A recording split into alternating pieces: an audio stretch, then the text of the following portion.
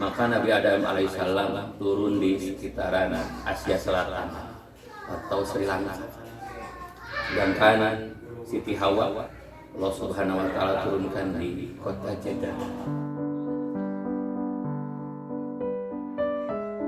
Alhamdulillahilladzi arsala rasulahu bil huda wa dinil haqq yudhhirahu 'ala ad-dini kullihi wa kafa billahi shahida. Asyhadu an la ilaha illallah wa asyhadu anna Muhammadan abduhu wa rasuluhu alladzi la nabiyya ba'da amma ba'd.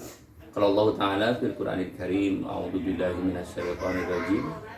Ya ayyuhan nas inna khalaqnakum min dzakari wa unsa wa ja'alnakum syu'uban wa qabaila lita'arafu inna akramakum indallahi atqakum. Hadirin ikhwatul iman dulur simkuring saiman sareng sakayakinan.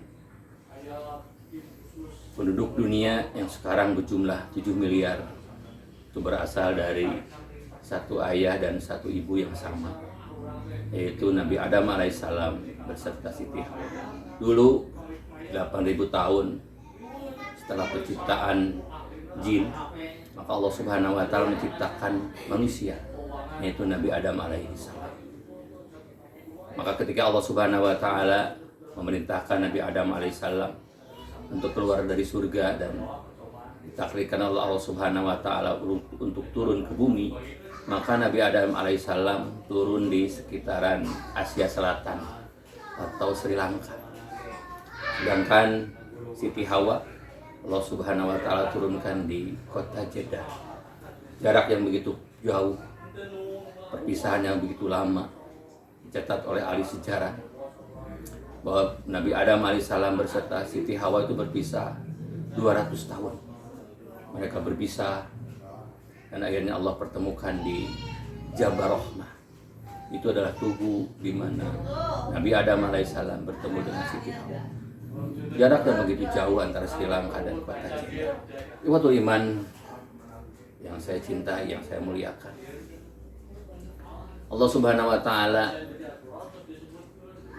telah memberikan kita ilmu, telah memberikan kita petunjuk dalam Al-Quran, sehingga kita bisa mempelajari Al-Quran.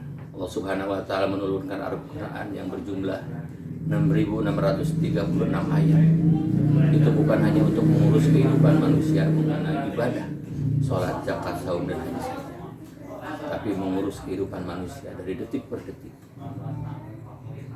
Juga Allah Subhanahu wa taala mengutus Nabi, sehingga Nabi Rasulullah SAW yang kita dengar, yang kita saksikan, Nabi Muhammad SAW, yang kita bisa baca dalam hadis yang berjumlah lebih dari 5.000 hadis. Itu semuanya menerangkan untuk petunjuk kepada manusia. Hadirin yang saya muliakan, ketika kita menyaksikan dalam kehidupan manusia, ada orang-orang yang dalam kehidupannya selalu mencelakai orang lain. Pada awal Allah Subhanahu wa taala menciptakan manusia itu dari tanah. Semuanya dari tanah. Tidak ada Allah Subhanahu wa taala menciptakan manusia dari emas atau dari permata. Semuanya sama. Dari bahan baku yang sama, yaitu tanah. Tidak ada orang yang kehidupannya selalu bersengketa. Mungkin itu lahirnya dari tanah sengketa. Atau mungkin ada orang manusia yang dalam kehidupannya selalu berkeinginan untuk mencari keuntungan, mungkin dia lahir dari tanah abang. Atau mungkin ada orang yang selalu kehidupannya itu menakutkan, mungkin dia terlahir dari tanah kuburan. Kita semuanya tanah. Allah Subhanahu wa taala menciptakan kita dari tanah, dan juga Allah Subhanahu wa taala menciptakan dari sumber yang satu, yaitu air. Sebagaimana Allah Subhanahu wa taala menjelaskan kepada kita dalam surat Ar-Rahman, khalaqal insana min shalsalin kal fakhar. Kita diciptakan oleh Allah Subhanahu wa taala dari tanah hitam yang tidak ada manfaatnya. Setelah manusia banyak seperti sekarang, kita saksikan manusia berjumlahnya banyak, hampir 7 miliar di alam dunia ini. 7 miliar dari sumber yang sama. Apa tujuan Allah Subhanahu wa taala menciptakan manusia?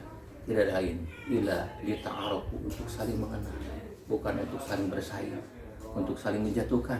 Tapi kita dilahirkan Allah Subhanahu wa taala begitu banyak bersuku-suku, berbangsa-bangsa.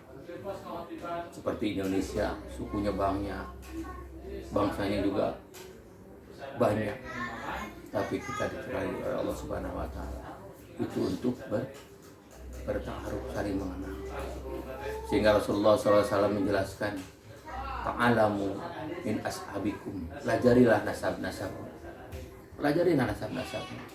Jadi ketika kita bisa mempelajari nasab, maka akan muncullah yang pertama adalah saling menyayangi, saling mengasihi. Oh, dia adalah saudara saya. Dari keturunan itu, dari keturunan ini kita tahu itu saudara saya. Yang kedua, Rasul menjelaskan, ta'alamu min ashabikum, akan munculnya rasa menjaga harta. Yang ketiga, akan munculnya rasa saling menyayangi. Hadirin betul iman. Ketika manusia itu berbangsa-bangsa, bersuku-suku, mungkin ada yang merasa sukunya paling tinggi atau bangsanya paling mulia karena mungkin dia merasa dia adalah keturunan atau bangsa yang dicintai Tuhan, bangsa yang dicintai oleh penciptanya, pangerannya. Seperti orang-orang Israel, dia merasa adalah dia adalah bani atau turunan yang paling mulia. Tidak. Allah Subhanahu wa Ta'ala menjelaskan bahwa yang paling mulia di sisi Allah Subhanahu wa Ta'ala yaitu yang paling bertakwa kepada Allah Subhanahu wa Ta'ala. Meskipun jika dalam keluarga kita ada kakak, ada adik, mungkin adiknya mungkin terlahir paling akhir, tapi ketika itu adiknya yang paling bungsu mungkin tapi dia lebih takwa kepada Allah Subhanahu wa Ta'ala, itu adalah manusia yang paling mulia di sisi Allah Subhanahu wa Ta'ala. Mudah-mudahan kita ketika lahir di alam dunia bukan hanya kita sebagai manusia yang sempurna, tapi juga mudah-mudahan Allah Subhanahu wa Ta'ala menakdirkan kita menjadi manusia-manusia yang mulia di hadapan Allah Subhanahu wa Ta'ala karena ketakwaan kita. Hadirin yang saya cintai, akhir ayat Allah Subhanahu wa Ta'ala menjelaskan illa li ta'arafu, dan selanjutnya dalam ayat diterangkan bahwa tujuan utama adalah ketakwaan. Jadi ketika kita memeras Al-Quran, bahwa ujung-ujung perasaan itu adalah ketakwaan.